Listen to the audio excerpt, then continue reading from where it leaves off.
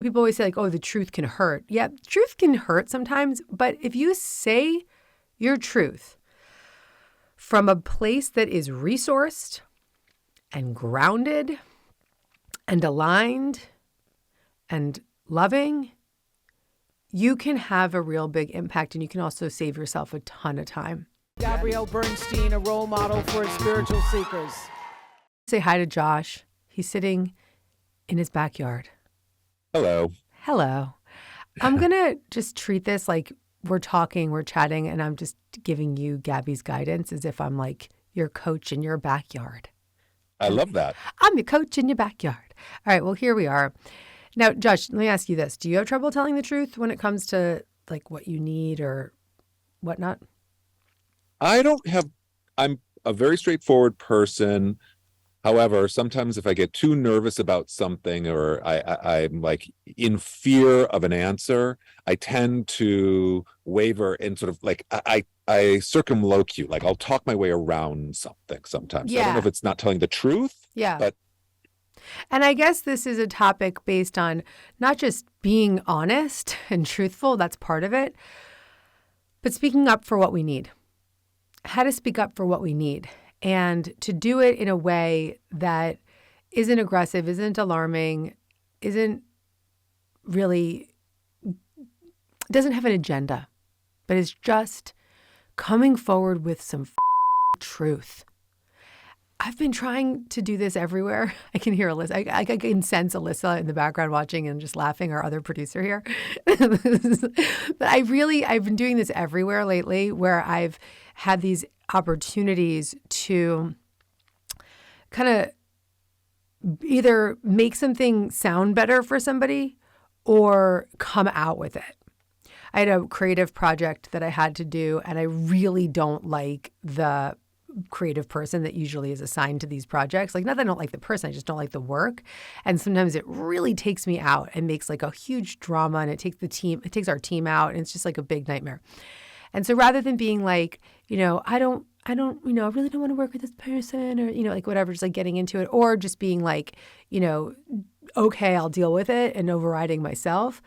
I wrote this really professional, clear, truthful email that was like, I would like to proceed like this. It is the most efficient way for me to work, and it feels the clearest path forward. Like explaining why, but also not sugarcoating it.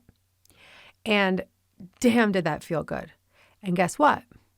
The partners responded, and they were like, "That sounds great. Thank you for your clarity." Like literally responding to me, "Thank you for your clarity." And so when we are in these situations where we have the opportunity to kind of sugarcoat it, we really want to check ourselves. Was there a time recently where you might have sugarcoated something, Josh? Putting you on the spot. Yeah, no, for sure. In fact, in my relationship with my husband, sometimes like I'm like, oh, I don't want to get him to be mad at me, so I'll try and soften the blow. Unintentionally, I think it's more out of habit, but yes, for sure. And let me ask you this. He knows you're doing that, right?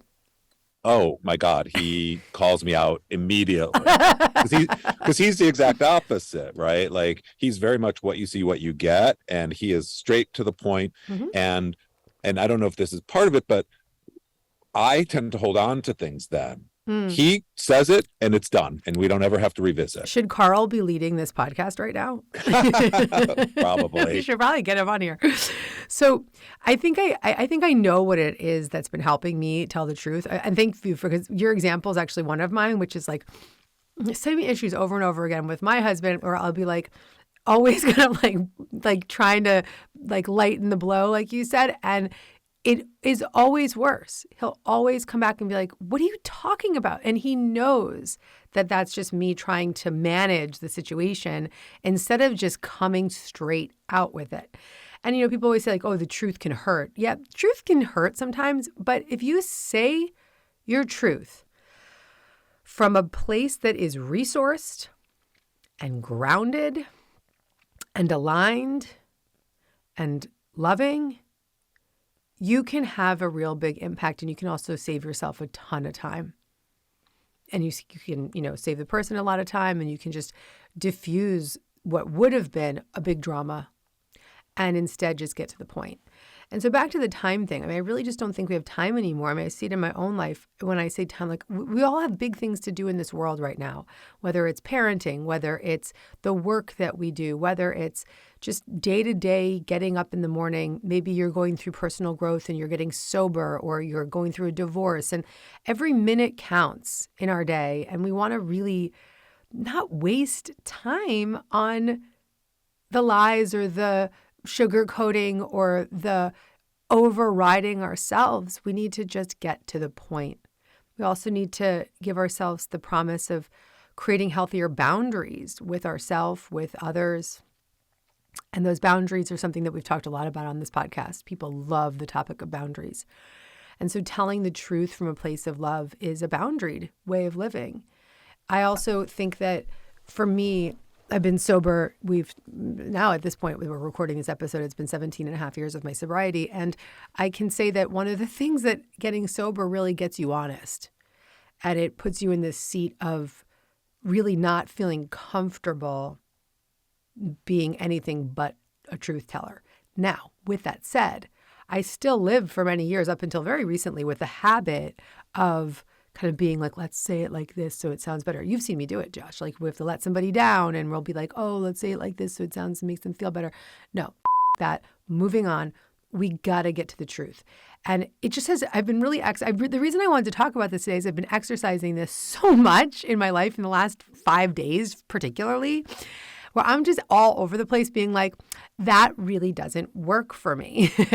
And as long as there's no agenda, sometimes if I'm telling the truth from a triggered and activated place, I have to recognize that, breathe, slow down my voice, slow down my words, get back to center, pause, and then pivot back into a heart-centered truth teller.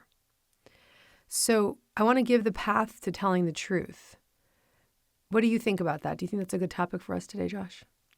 I think it's a really important topic because, one, I think for our own lives, it's really important. But I also think on the converse side, Gabby, looking out as all of this information is now coming into our world. And, you know, we've talked about this with Chat GPT and all of the information that's coming, like how do we determine and discern the truth? So I think it's actually not a good topic. I think it's a great topic and essential. Oh, yeah. I mean, how do we determine and discern the truth? Look what just happened yesterday. I guess there was like some image of the Pentagon that was like on fire, and then like it totally up the stock market. And it's like, we are here. It is robot time, people. And we are now in a situation where the world is going to be revealing a lot of things in our media landscape that may not be real. And we've talked about this also from the standpoint of, gurus. We have a whole episode on guru culture and how messed up it is. And that thinking of, following someone who is not in alignment with what they teach. So it's not just about our own practice of telling the truth, but it's also becoming more discerning of the information that we're receiving, and also aligning with teachers, friends, partners that want to be in a shared conversation of truth with you. Because we can't just sort of be dancing around right now. We got to get to the point. So let's start with you, listener. Let's start with how you can come to a conversation with more truth. So first, let's recognize that not telling the truth causes a lot more drama than we want, right? Like Josh said, if he doesn't tell Carl something, if he tries to sugarcoat something, even though he's being honest, he tries to sugarcoat something, it's going to just take a lot of time, a lot of energy. It's going to piss off his husband, and he's going to be in this place of just trying to then backpedal. And I can raise my hand and say, yes, that happens to me too. If we don't tell the truth, we feel often worse because we haven't taken care of ourselves. So when I leave a conversation where I'm like really sugarcoating something for somebody, this happens with maybe with people, someone that works for me, and I just want to be really nice. I walk away and I'm like, Gabby, I didn't get to actually say the thing I really needed to say. And that's not helping them. It's not helping me get what I want. It's not helping them do what they want, which is to do the best job, right? So that truth telling is necessary. We also want more truth-telling now because we can recognize that there's going to be a lot less of us in this world, and we need to really show up for that in our own world to keep the balance. I think there's a lot of other reasons and promises for telling the truth. I think it just feels good. I think it feels empowering. But somebody in my talk last week was talking about how they had to sort of like, go along to get along. And that's a big one. Go along to get along. Like, somebody might be acting a certain way and you're just like, oh yeah, that's okay. I'm just going to go along with that attitude problem that you have just because I want to get along. That's not the truth. I think a lot of our listeners deal with codependency and deal with people pleasing. And so if that's a practice that you have, Josh is like, Do you ever go along to get along, Josh? Is that familiar with you? I do. That's really familiar, and that's something I'm working very hard at changing. Okay.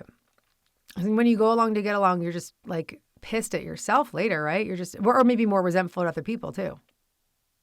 For me, it's a combination of both. Like I know when I know what that sensation in my body feels like when I'm not being truthful and I'm just like trying to make the peace and like keep the lid on it, and that does not feel good to me at all anymore. No, it doesn't feel good to me either. All right, so no more go along to get along, and let's give ourselves permission to tell the truth. Now, I want to talk to those people pleasers and codependents out there. Just jumping into telling the truth might be really freaky for you. It might feel really, really overwhelming. There might be parts of you that codependent part of you is like, I can't tell the truth. I have to make sure I'm taking care of everybody else. So you could try this out in more of a gentle way. Maybe you do it with someone you're really close to that you trust. Maybe you do it through email or text at first because that feels safer. And you can try this out in your life without overriding the protector parts inside of you that really may be holding on to those patterns of codependency and people pleasing to feel safe. Because I don't want people to push themselves too far into a new pattern if you don't indeed feel ready yet. So always track with me, but also track with yourself, your own internal system. Check in. Is this an episode I should come back to after I read Happy Days? Like where am I at in this conversation? I don't know if I necessarily always have to just jump in right away. And I think that's a very generous way to show up for this. So I would say first and foremost, notice how your lack of clarity, lack of truth-telling is blocking you, how it's affecting you in your own life. And Josh has been very vocal about it. I've been sharing some of my stories. Just notice that in your own life. That's the first step. And then the second step is to really notice how that makes you feel about yourself and others. Because when we start to see the impact that our behavior has on us, it can make a really, really big difference in our desire to really make change. So what is the impact? What's the impact on you? How is it affecting you? How is it affecting your relationships? What is it making you show up with on a day-to-day basis? What's the energy that you're showing up with on a day-to-day basis? And then give yourself permission to tell the truth. So many of us, like I said, the people pleasers and the folks who are codependent and the folks who are just sort of like trying to keep the peace, you haven't even given yourself permission to be a truth teller. Josh is shaking his head. Like you agree with me, man, right? Yeah, he's shaking his head. Yes, you can just say yes, or sort of. Yeah, absolutely. Yeah, and so like you can just say cut all that. So I think that giving yourself permission to tell the truth is just acknowledging that it's okay. It's okay for me to have a voice. It's okay. It's actually good. It's helpful. I think it's also, the clarity is kind is a phrase that I like to throw around here. Clarity is kind. Because when we're not clear, then we're creating more chaos. People intuitively know that we're not being honest with them. We're wasting time. We're wasting other people's time, and on and on and on and on. So we all know the problem. So clarity is kind. So you have those first 3 steps. Notice the places where you're not telling the truth. Notice how it's affecting you. And then the third step here is give yourself permission to tell the truth. I would say the 4th step is to say a prayer. Because whenever we attempt new behavior or new patterns that don't align with how we've been living, it's overwhelming, it's alarming. And so we want to get back into our resource-centered adult self before we tell the truth. And so prayer often can be the catalyst to that centered self with a capital S, to that part of us that's just, really resourced and can really speak as an adult, not as a child. And so that prayer could be as simple as, thank you, inner wisdom, for helping me align with my truth. Thank you, inner wisdom, for helping me align with my truth. And then you might want to write it out first. Like that could be a fifth step. Is that the fifth step now? I'm making these steps up as we go. You might want to write it out, like write out what you want to say. Oftentimes, a lot of truth telling these days is going to come through text and come through DM and come through email anyway. So you could just write it out to edit it and look at it, but write it out. See how it feels in your body. How does that truth feel in your body? Practice telling the truth with folks. This could be step 6. Practice telling the truth with folks in your life, like close friends, loved ones, coworkers that you feel safe with. And I would say number 7 is just do it. If you like this video and you want to get more Gabby, check out the next one right over here.